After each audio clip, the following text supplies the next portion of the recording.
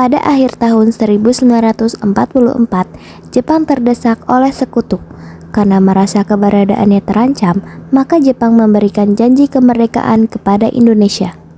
Sebagai tindak lanjut janji tersebut, maka dibentuklah BPUPKI atau Dokuritsu Junbi Chosakai pada tanggal 1 Maret 1945 oleh Letnan Jenderal Kumakichi Harada yang bertujuan untuk mempelajari dan menyelidiki hal-hal penting yang berkaitan tentang pembentukan negara Indonesia Merdeka.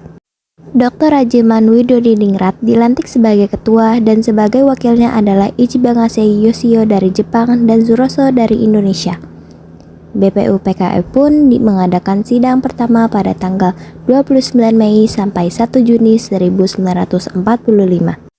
Dengan agenda merumuskan negara Indonesia Merdeka, sidang pertama bertempat di Gedung Choi Sangi-in atau Gedung Pancasila yang dihadiri oleh ketua dan wakil, serta anggota BPUPKI yang berjumlah 67 orang. Rajiman, Ichibagase, Suroso, serta para anggota duduk di tempat sidang yang telah tersedia. Rajiman pun selaku ketua membuka sidang BPUPKI. Assalamualaikum warahmatullahi wabarakatuh. Waalaikumsalam warahmatullahi wabarakatuh. Saudara sebangsa dan setanah air, mari kita ucapkan syukur kepada Allah Subhanahu wa Ta'ala. Berkat rahmat dan hidayahnya, kita bisa berkumpul di gedung ini. Indonesia akan menghadapi babak baru yang mana akan mengubah nasib bangsa Indonesia. Merdeka! Merdeka! Dengan ini, sidang saya nyatakan dibuka. Silakan bagi yang ingin menyampaikan gagasan. Saudara-saudara sekalian, saya ucapkan terima kasih karena telah memberikan saya kesempatan untuk menyampaikan pidato singkat ini. Berikut usulan dasar negara saya. 1. Peri kebangsaan. 2. Peri kemanusiaan. 3. Peri ketuhanan. 4. Peri kerakyatan. Dan yang kelima, kesejahteraan rakyat. Pondasi ini mencerminkan persatuan, toleransi, dan kemanusiaan. Terima kasih. Saya usulkan 1. Persatuan. 2. Kekeluargaan. 3. Keseimbangan lahir dan batin. 4. Musyawarah. 5. Keadilan rakyat. Mohon dipertimbangkan. Setelah berpikir semalam, saya usulkan 5 dasar negara. Yang pertama, kebangsaan Indonesia. Yang kedua, internasionalisme atau peri kemanusiaan. Yang ketiga, mufakat atau demokrasi. Yang keempat, kesejahteraan sosial. Dan yang kelima, ketuhanan yang Maha Esa. Saya usulkan nama Pancasila. Panca berarti 5, sila berarti asas.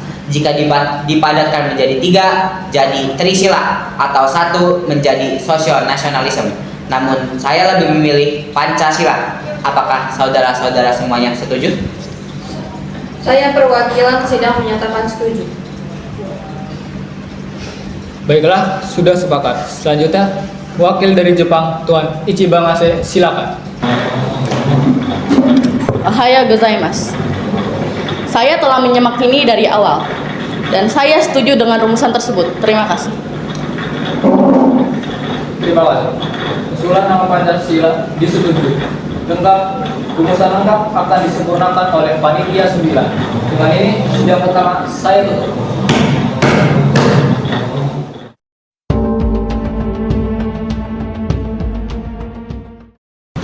Saudara-saudaraku sekalian, hari ini kita akan mengesahkan Undang-Undang Dasar yang telah kita rancang sebelumnya.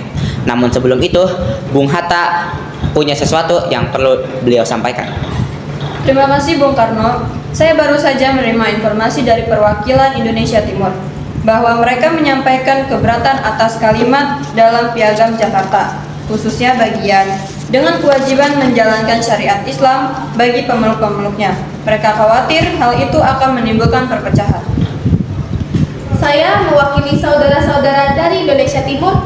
Kami sangat menghargai semangat religius Piagam Jakarta, tapi kami berharap negara ini berdiri atas dasar yang mencakup semua golongan, bukan hanya satu.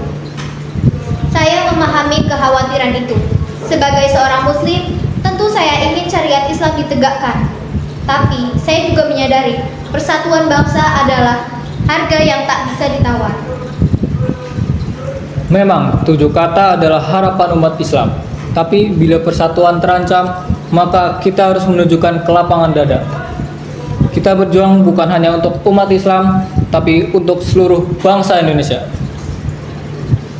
Jika demi keutuhan bangsa dan tegaknya kemerdekaan, maka saya sebagai wakil umat Islam ikhlas jika 7 kata itu dihapuskan. Tapi jangan lupakan bahwa nilai-nilai Islam tetap harus hidup dalam semua bangsa.